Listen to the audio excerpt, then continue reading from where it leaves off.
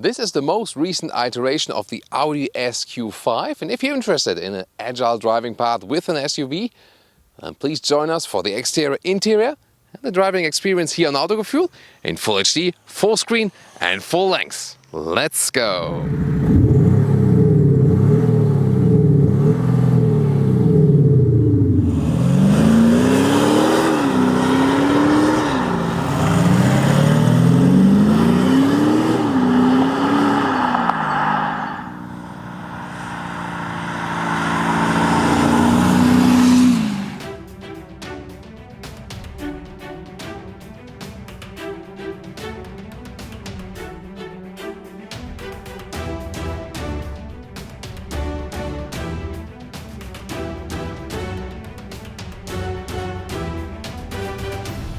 The SQ5 has those horizontal fins right there, so a little stronger front grille. Overall, it has a big size, and also then here with the darker situations, also in the lower part. Daytona Grey is the exterior color for today, by the way.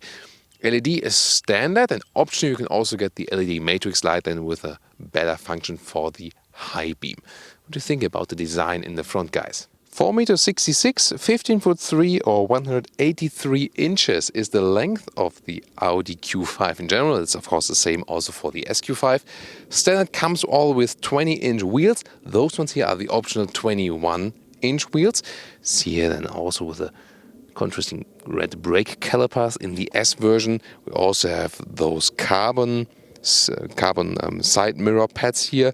You can also get different ones. For example, the classic SQ5 style would be this aluminum look right there. Daytona Grey, as I said, is the color. And suspension-wise, is very interesting. Standard would be a 30mm 30. It's actually quite significant. 30mm lower sport suspension, an adaptive one, the standard. Optional, also equipped with this very vehicle here, is the air suspension that is also then set on a stiffer tone. And you might have already seen, if you have an S-Line or here the SQ5, the wheel arches are painted in vehicle color. Otherwise, it would have the contrast crossover look in a normal Q5. And those ones here, those additional fenders here, those are just mandatory by law when the wheel exceeds a certain size. When you have a smaller wheel, you won't have this one here. The rear is rather subtle, so to say, so not too much styling going on there. In this new Q5 generation, you have those three-dimensional tail lamps. They're also drawn horizontally, SQ5 badge. And then the special sporty feature is rather in this lower area, where you have some comp-style inserts right there. And this one here, I mean, from the far perspective, it could look like there would be some exhaust, but I'm not really sure if they pretend to be exhaust. This could also be a solution. Something in between. There is a styling element, yes, but are those fake exhausts? I mean, there's of course no opening there, but then again, it's different than, for example, what we've recently seen with the diesel versions of the S6 and the S7, where we really had like those fake pipes. This one could be a transition between something. The rear exhaust is underneath right there. And by the way, you've already heard a lot about the sound here. What do you think about the exterior sound here it gives also from the sound actuator? And the last technology detail option, you can also get a rear differential lock if you want to drive a little bit sportier and for accelerating out the corners.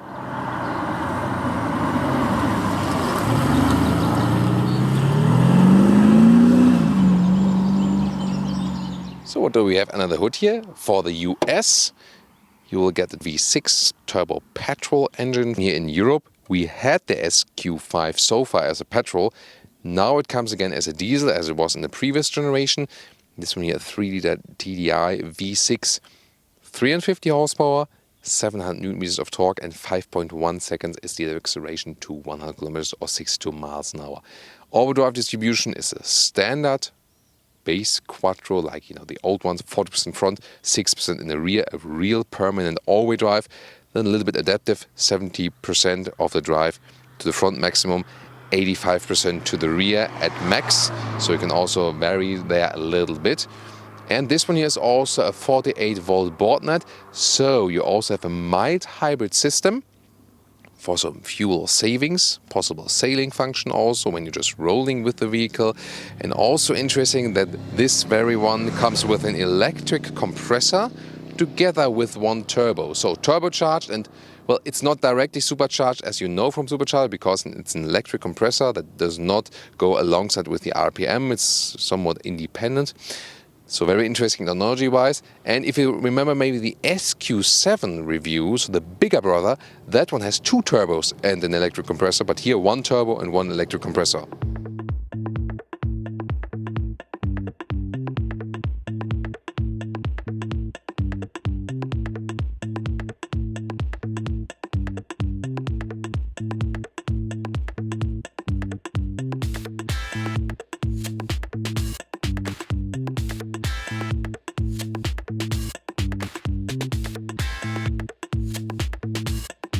This is the car key, and it's a little bit bigger in the top part, but it's overall a nice form. Here's the S logo also for this very version. Then the door handles, they flip out to the upper part a little bit. That's interesting. Door closing sound. That's quite solid. And then if we look at the inside of the doors, nice build quality here with the carbon fiber inlet. You can pick that one here, or also aluminum inlet is also available. Then you have the microfiber inset right here, together with some leatherette arm cover. And the top part of the door, actually, it's not entirely soft, but it's also not entirely hard. It's, let's say, something in between. And the same also accounts for the lower area, by the way. That's not super hard, but also not super soft. Then for the bolts in the doors, also enough space. Back and forth, an optional sound system with a quite decent sound. And then the interior here again with some carbon fiber inlets, soft touch at the top part, S steering wheel with flat bottom. And oh wow, now we have the red animal skin here. Whoa. Yeah, about that. I mean, it looks somehow spectacular, but would you take that one? Please tell me in the comments. It comes directly, the SQ5 here, with sport seats here with stronger bolstering, but we can all calm down because you can either pick either a sport seat or an S sport seat, so 2 forms available. And they usually come with Alcantara insert on the middle part and are available as black or in grey. Let's now get inside. It's of course an easy entry. Here in the sports version you have a little bit lower seating position, but it doesn't change your driving position here so much. It changes the driving itself. Yes, we'll soon experience that, but as you sit right here, and of course when you stick with normal adaptive suspension, then you sit even a little bit lower. But you have a lot of space here in the front.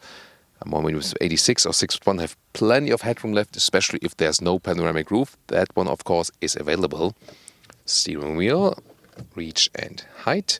And here also electric seats, in this case without the memory function, but you can also vary them quite a lot. So overall, this is already the feeling of a mid-size SUV that you have, something where you can really also do some long distance travel with without caring about that you would be losing comfort or something. This is also a reason why those mid-size SUVs are pretty popular, because they're not too big on the exterior, but already give you a lot of room and a very decent seating position here in the front. By the way, always nice to see there's an additional storage space here in the front, and this one here is even dampened. Just a little bit at least. Interior overview with rather classic setup. Soft touch right here. Those parts here could be a little bit better, I think, from the overall finish. Other than that, it's really cool. Also with the Quattro logo there. This one is the carbon fiber inlet. The climate unit, I really like this climate unit. My favorite one from the clicking sound, and also how clear you can see everything. And you can also adjust it while driving in a very easy way. Drive select here also still with some buttons to change the driving modes. Also to an lift off-road, and the air suspension goes all the way up. That also shows from the interior that you have an air suspension there, and the niveau goes up. Quite good for off-road use. Either 7-inch or the bigger one 8.3-inch, but again no touchscreen. You can zoom in and out on the map with the central lower control knob. Also with clicking sound. This is really helpful then while driving especially, and 12.3-inch instruments you can get right there with the virtual cockpit. Very clear to read, soon more details to those. This is the main menu. Again, you use it with this lower control knob. Again, another close-up of the map you can see. This has the satellite view you get automatically with the vehicle, and in different subscriptions than that what they're doing with the models now. You can then later pay for it if you also want to have it on the long-term run. So you can also go back right here and phone either via Bluetooth or with the cable, then with the Apple CarPlay or Android Auto. That looks like this. Is actually a quite nice integration, but also here, no touch. You have to go to the buttons like this via the central control knob. Very interesting, definitely. And then when you go to car, you can get to this drive select mode. You can do it like this, but again, always also possible with the lower control knob. And what else is interesting, when you have this lower touchpad, and by that, when you want to enter a new destination, for example, you can do that right here, enter destination, and then, for example, write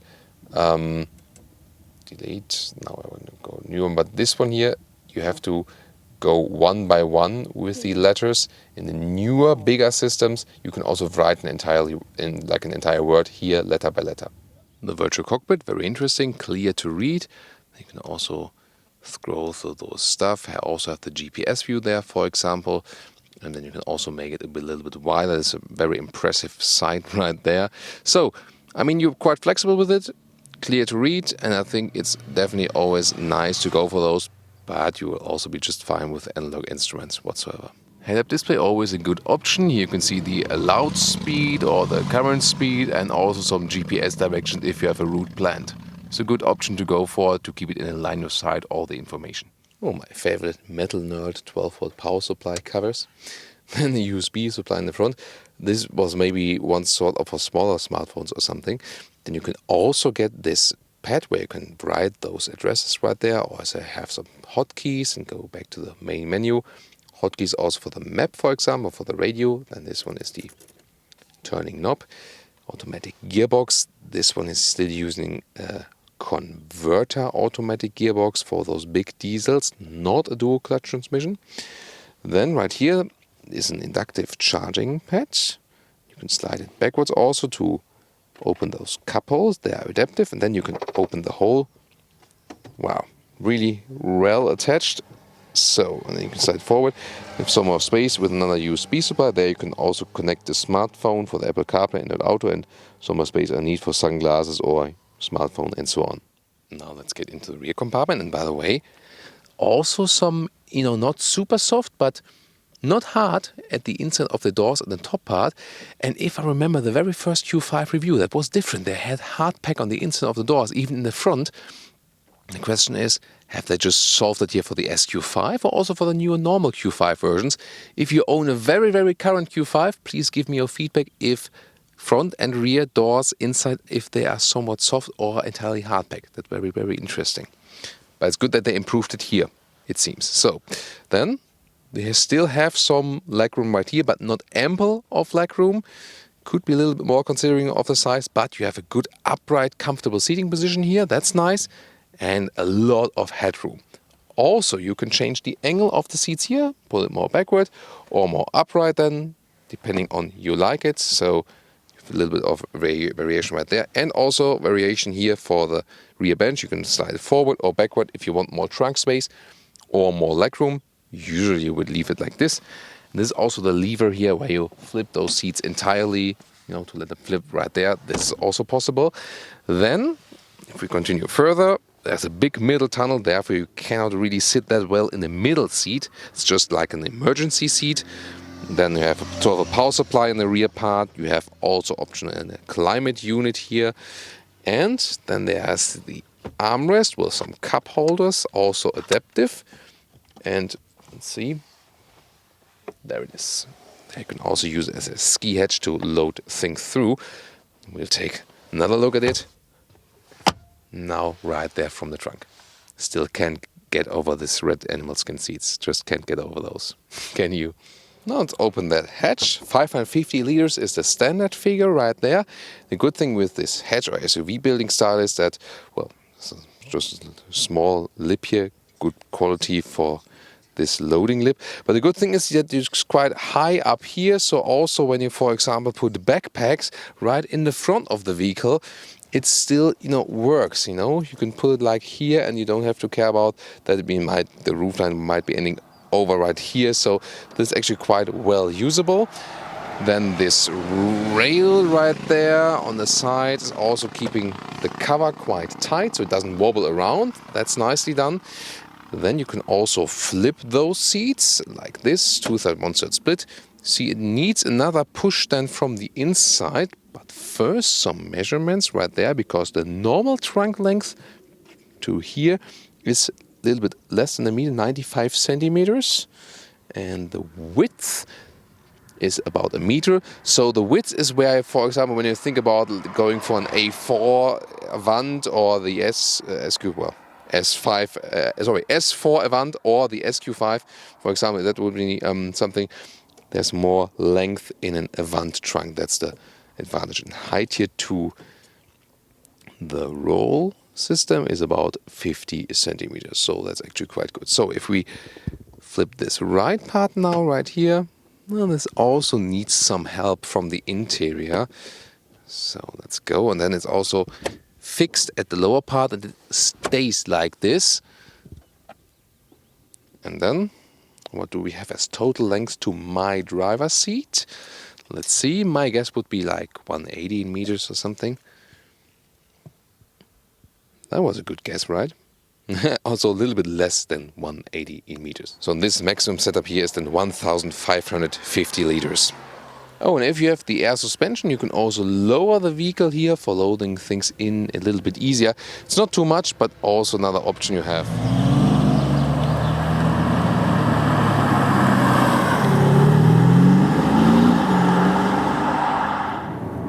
Welcome to Thomas's Driving Lounge here with the Audi SQ5.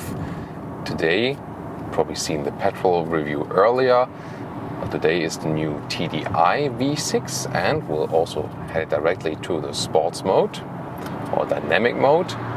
And the first part will be motorway to give you something of this right here in Germany. So 70 kilometers to 120, and let's go.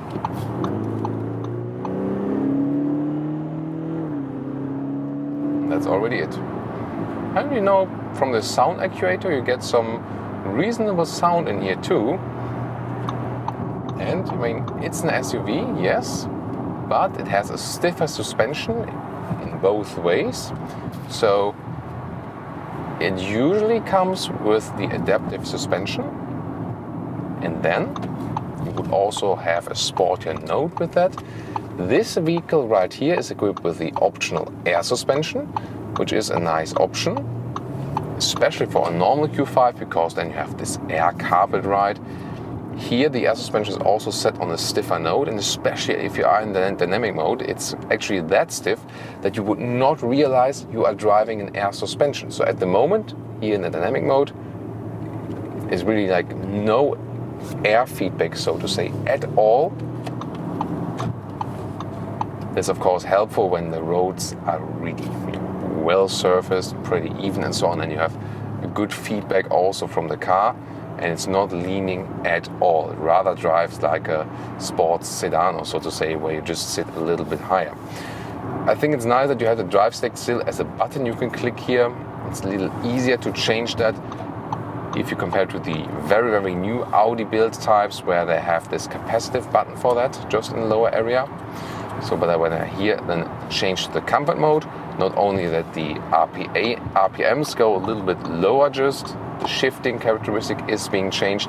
Also the air suspension is a little bit softer then, but don't be mistaken, this is still the SQ5 model, so the air suspension will be still stiffer. Here now some bumps are even out a little bit better, but it does not feel like a soft air suspension carpet ride. Again, because it's the S model, but again, when you want to have the S model, that's probably also what you're seeking for. But it's not that you would say, oh, when I pick the air suspension, I have a very soft ride in comparison to the normal adaptive suspension. I think with this one, you could probably also just stick with the adaptive suspension.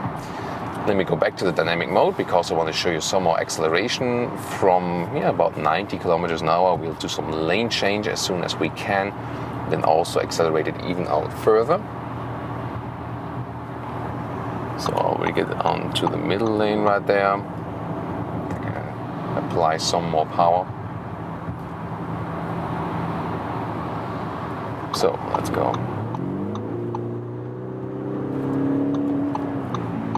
And then it goes quite quickly, so you're not missing a big petrol engine performance-wise. The sound is of course a little bit different. And again, from the sound actuator you get some of a sound feedback, but not as emotional as from the petrol. Now we can go even further.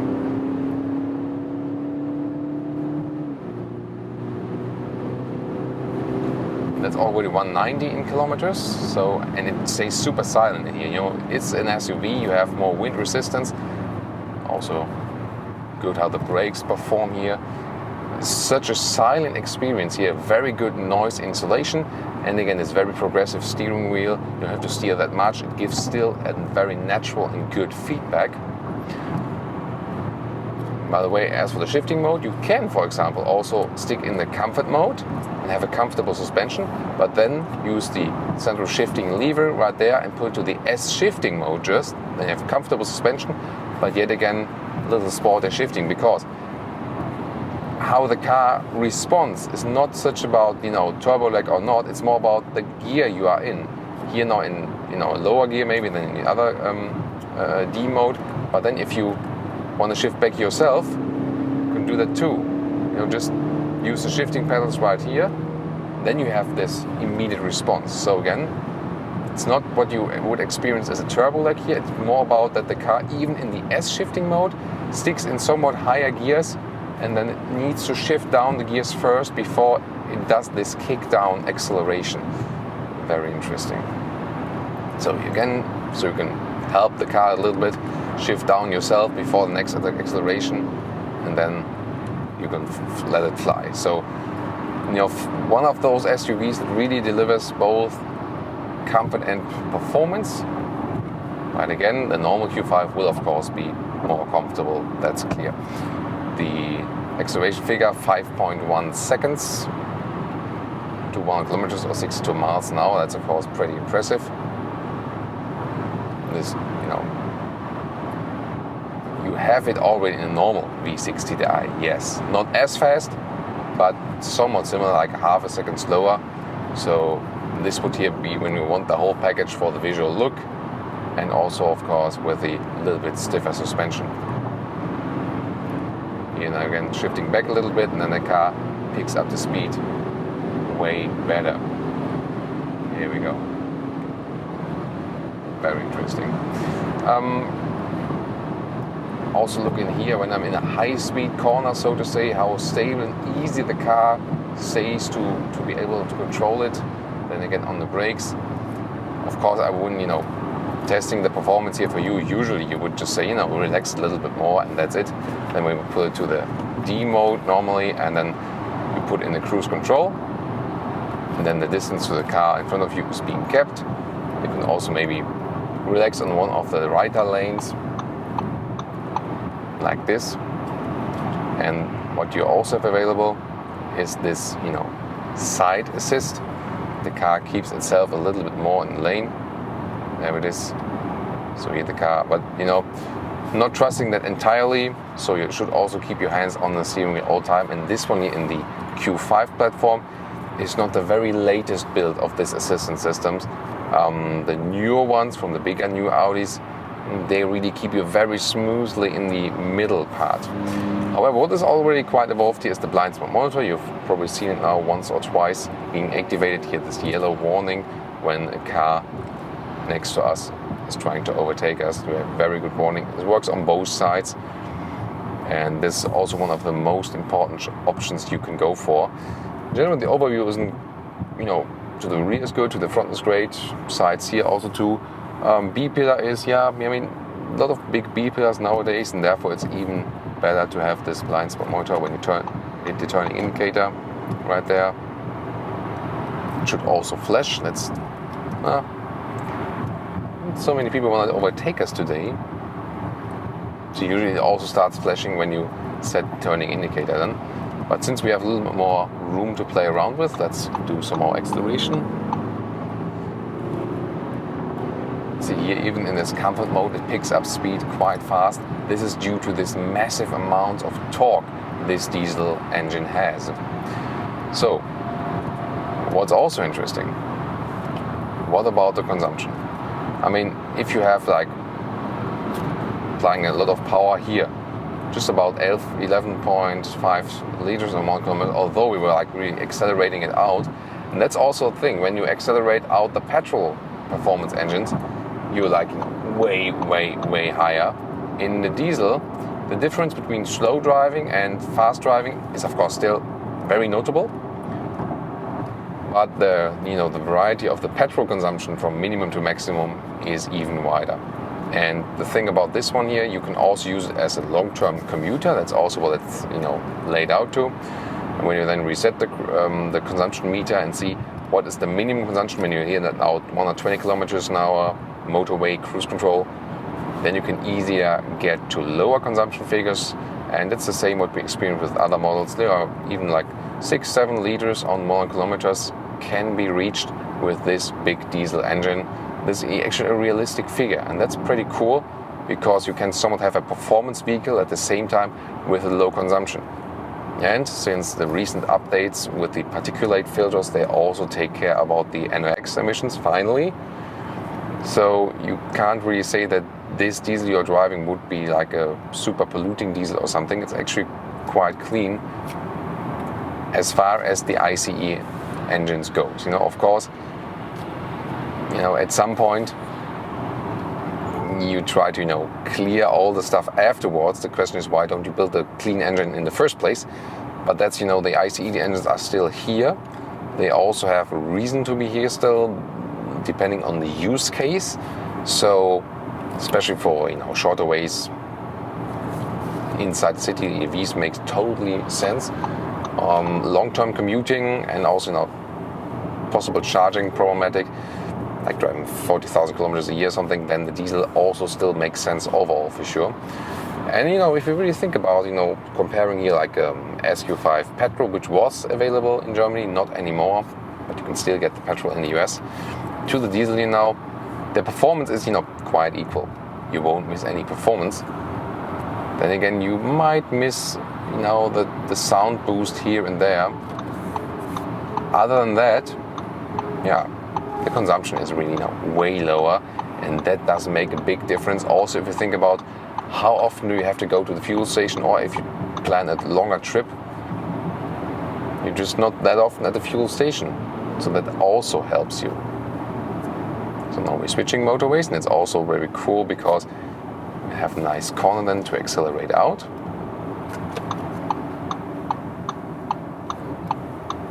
Those side mirrors here, by the way, are actually quite wide, so they also give a good overview even if you would not have the blind spot monitor.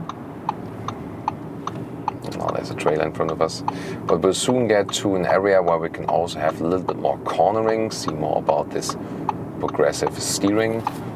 I'm also deactivating the side assist. They have more of the natural steering feeling in any case. How silent is here again, if you compare it when I'm really on the motorway. So this guy want to take over, yeah. Also inside the tunnel, also when you have some cars passing by. So there was quite often the question, do you really feel that this new Q5 generation was built in Mexico? Is it worse at some point or so?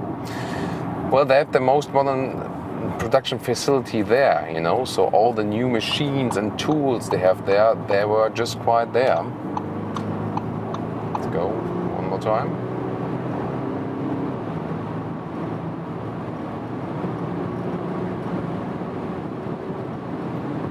Wow, it's really a flawless acceleration. Now we're at 200 kilometers an hour, 125 miles. And again, it's so effortless with this vehicle, although we're standing high up in an SUV building style. So always pay attention. Not sure if one of those vehicles might be slipping in the other lane at some point. This again tuned to this, massive amounts of torque we have available.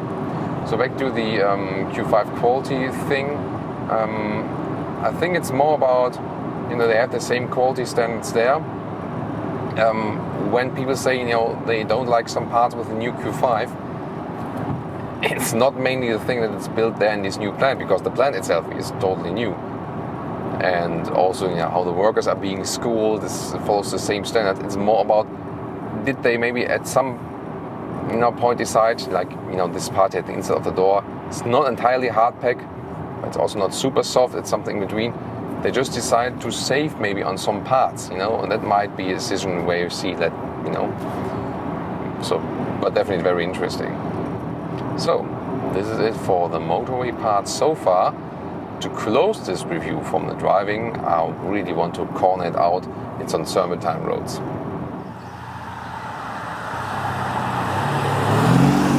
And now to some agile driving handling. We put it once more in dynamic mode. Then you also hear that in dynamic mode the sound actuator is more active, giving me those boost sounds in the cockpit right here and also to the exterior. This is a nice road to drive here through the forest.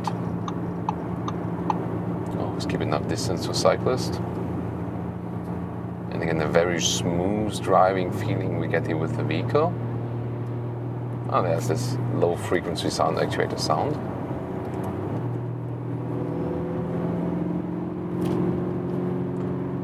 Now we're getting to those, real nice corners. Also enjoy a little bit the landscape here with me.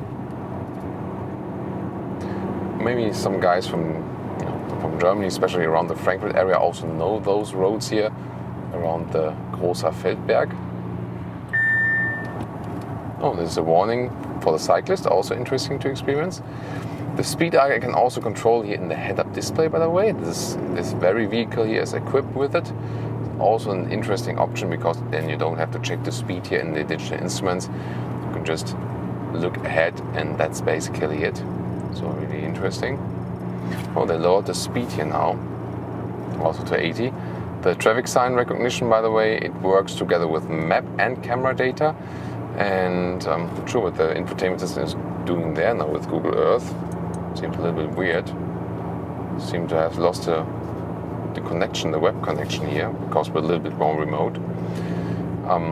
So when you have like an area where there was like the traffic sign restriction for a lot of times, then it picks it from a map data info, and sometimes then the camera system is actually recognizing it, and depending on what is known and what is not known. And when the camera picks it up, let's stay safe here. When the camera picks it up, and then it can also be that the addition to those signs are maybe not red, like it's restricted between a certain time area and so on. So now we're one of those first nice corners. You see, I don't have to steer that much. Can keep the steering wheel in both hands. Don't have to grab over or something. This is really well done. Now those bumps here, well, in the dynamic mode, you definitely feel them. And again, the overall handling the car gives is really superb. And now we're catching up to a smaller brother. That's a Q3 in a normal version. You can also see the difference here from the rear. This is still, looks smaller. However, the only generation Q3 already looks more Q5-ish, so to say. And I wonder if I was just thinking, is that maybe a driving school in the front of the Q3, like the very next car? And indeed, it is a driving school. So that's always a pity when you're just in a active driving moderation, and then you face the next driving school. Sometimes it also happens that you get stuck behind a truck or something, but they can't know we're coming. So, and we've all been in a driving school at one point, so not sure why you have to drive like half the speed that is allowed here. So when I was in driving school, I think I always was driving the speed that is exactly allowed. Not sure why I would do it otherwise. Would you? So I think we have here now freeway to accelerate out.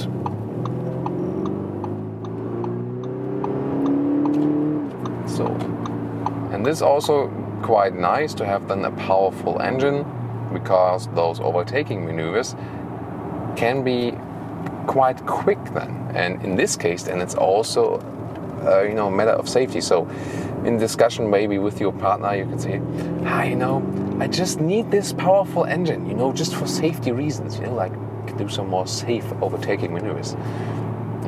Just giving you some arguments if you want to go for the bigger engine.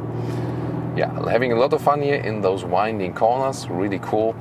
And the Q5, the thing is, since it's still this mid-size segment, it's also not too heavy. If you think about the little bit bigger cars, then weight plays even more into account. And this one is still a segment where you can, have always some decent space on the interior. It's not too big, not too heavy, not too wide on the exterior. And therefore, you can also still have it here for having a little bit more fun. So after this traffic light, there will be some more nice winding corners. I have been, using this part here quite a lot of times. There's the police maybe also waiting for us. Let's see if they stop us here with the cameras. Always some nice greetings. We have a lot of fans in the, among the police. By the way, they're quite often also interested in cars. So greetings to all police officers all out there, and thanks for your work. So and now, well, that's that's really sporty going up here with the bike. Now we're getting a little bit more darker, deep inside the forest, and have some more nice winding corners as the last stages of this review for you.